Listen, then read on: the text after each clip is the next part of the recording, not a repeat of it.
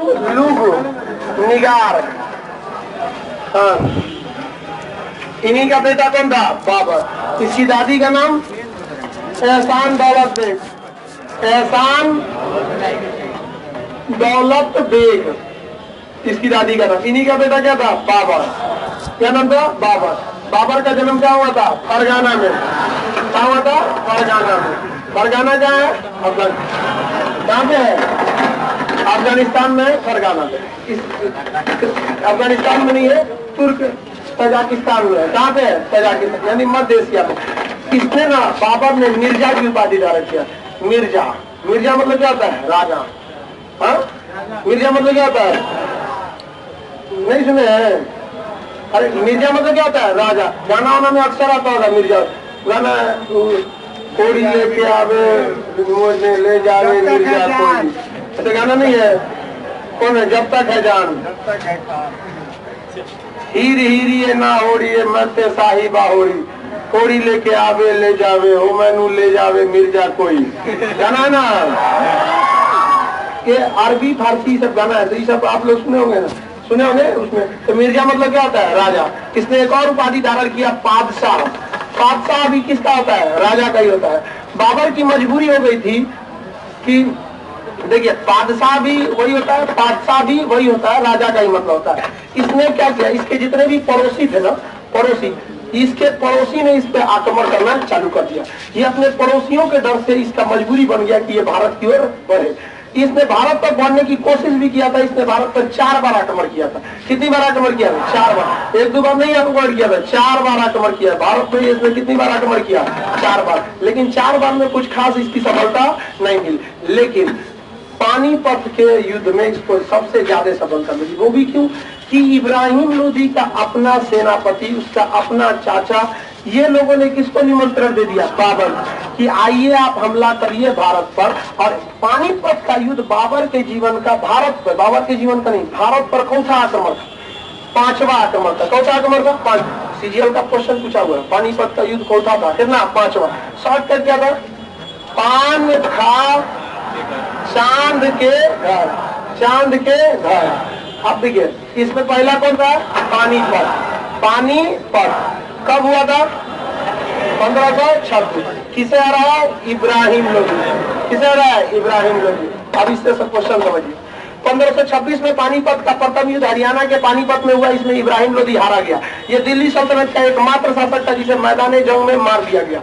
इस युद्ध में बाबर ने ये डिसाइड नहीं किया था उसे परमानेंटली भारत में ही रहना है। अभी तक वो केवल इब्राहिम लोदी के चाचा दौलत खान लोदी इत्यादि के कहने पर केवल आक्रमण करने आया था और कुछ पैसे लेकर भारत से जाना चाहता था।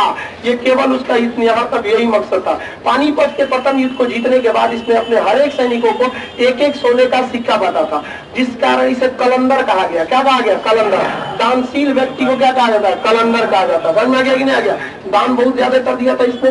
और पानीपत के प्रथम युद्ध में इसने पहली बार तुगलमा नीति का प्रयोग किया। तुगलमा नीति कैसी थी? अर्ध चंद्राकार। अपनी सेना को कैसे बिछाया जाता था? अर्ध चंद्राकार रूप में बिछाया जाता था और सेना को ये चकमा दिया जाता था कि बिखर जाए ऐसे सेना।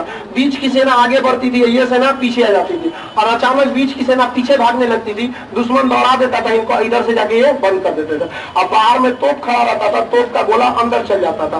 भारत में पहली बार तोपों का प्रयोग किसने किया? भारत में पहली बार तोप का प्रयोग बाबर। कौन सी नीति का प्रयोग? तुगलमा नीति का प्रयोग। कौन सी नीति का प्रयोग? तुगलमा। यानी पानीपत के युद्ध में इसने क्या बांटा था बाबू? सिक्का बांटा। क्या बांटा? सिक्का। जिस कारण इसे क्या कहते हैं? कलंदर। इसने किसका प्रयोग किया? तोप का। किस नीति को क्या कहते हैं? तुगलमा नीति। तुगलमा नीति।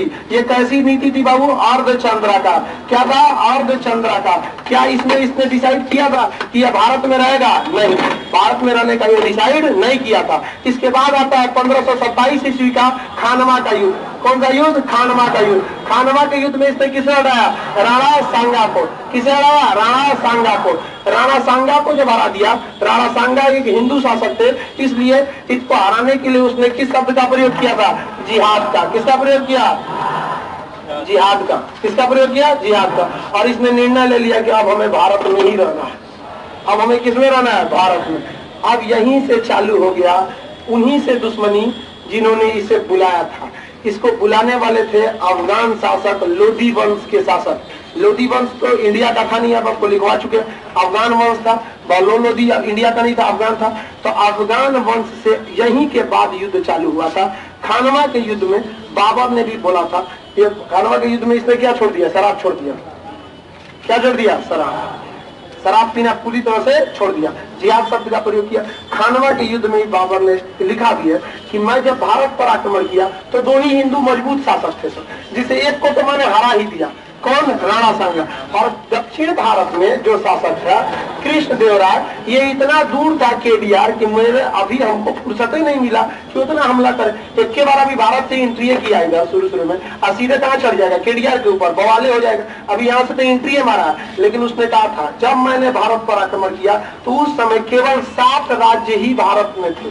कितने राज्य थे? 7, जिसमें से 2 हिंदू राज्य थे और 5 मुस्लिम राज्य थे।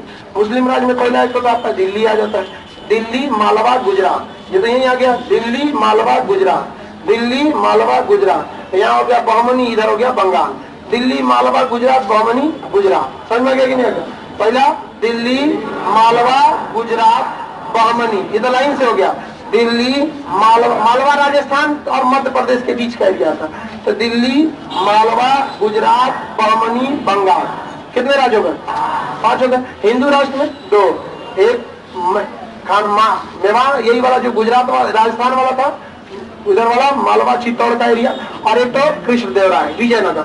ये क्या थे? हिंदू साम्राज्य। इसके अनुसार बाबर की आत्मकथा तुजू के बाबरी के अनुसार हिंदू राष्ट्र में सबसे शक्तिशाली कोई था तो कृष्णदेवराय था। कौन थे? कृष्णदेवराय। समझ में आ गया कि नहीं आ गया? किसी को कोई दिक्कत है? इस युद्ध के बाद बाबर का अफगानों से झड़प प्रारंभ होना चालू हो गया। क्यों?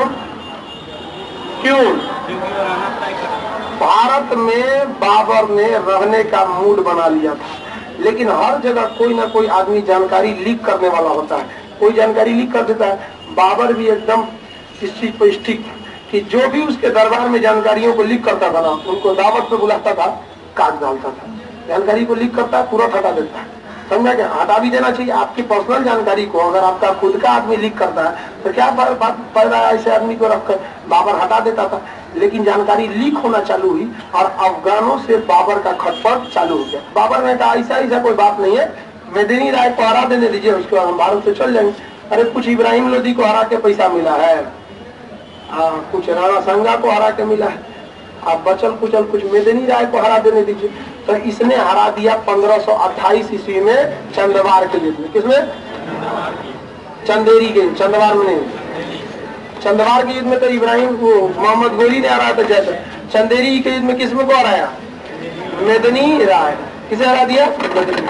किसे हरा दिया था? मेदिनी राय को हरा दिया। अब मेदिनी राय को जब हराया तब इसने बाबर ने खुलकर बोल दिया कि अब हमको अफगानों को भी हराना है, क्योंकि उसने देखा कि अगर हम खानवा के युद्ध के बाद ही बात बोल देते हैं कि हमको किसको हराना है? अफगानों को, तो 2 युद्ध हो जाएगा, एगो अफगान एगो चंदेरी। तो पहले चंदेरी के युद्ध में मेदिनी राय को हरा देते, उसके बाद फिर सैयार के निपटेंगे किसको? अफगान। घाघरा के युद्ध में किसे हरा दिया? अफगानों को हरा दिया। कब? 1529 में। यहाँ अब बाबर से 2 भूल हुई।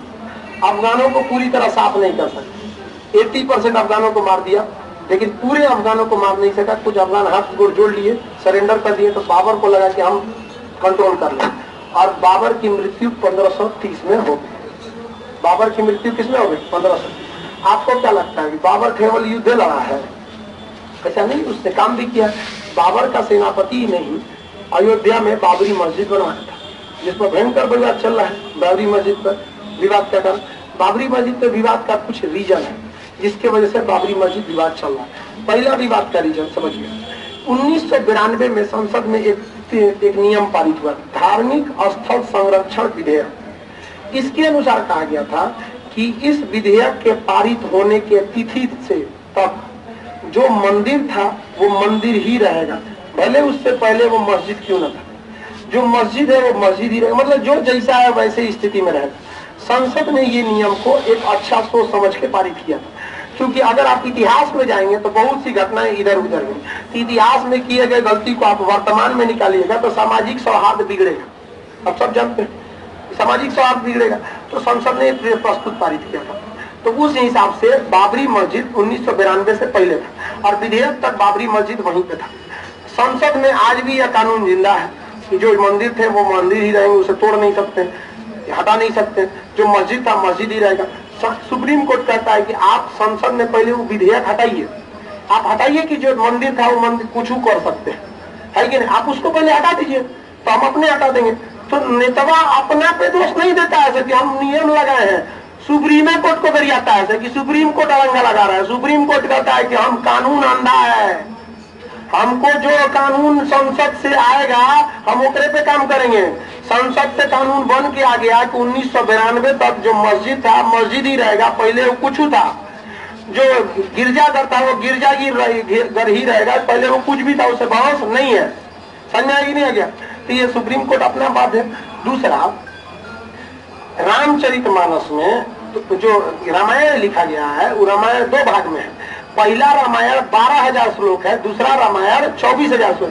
पहला रामायण में अयोध्या की चर्चा नहीं है, जो मूल रामायण है उसमें ये चर्चा नहीं है, जो अयोध्या का धर्म स्थल है। जो बाद में रामायण संशोधित रामायण है जिसमें 24,000 श्लोक है, उसमें अयोध्या की चर्चा है। और उसमें से भी स्पष्ट ये नहीं बोला गया है कि अयोध्या में कहाँ पर मंदिर है, सीधा यही बोला गया है कि अयोध्या में राम जी की भूमि। जैसे हम आपसे कोई कहते कि मेरा घर गोरखपुर में है, तो भैया गोरखपुर में कहाँ, वहां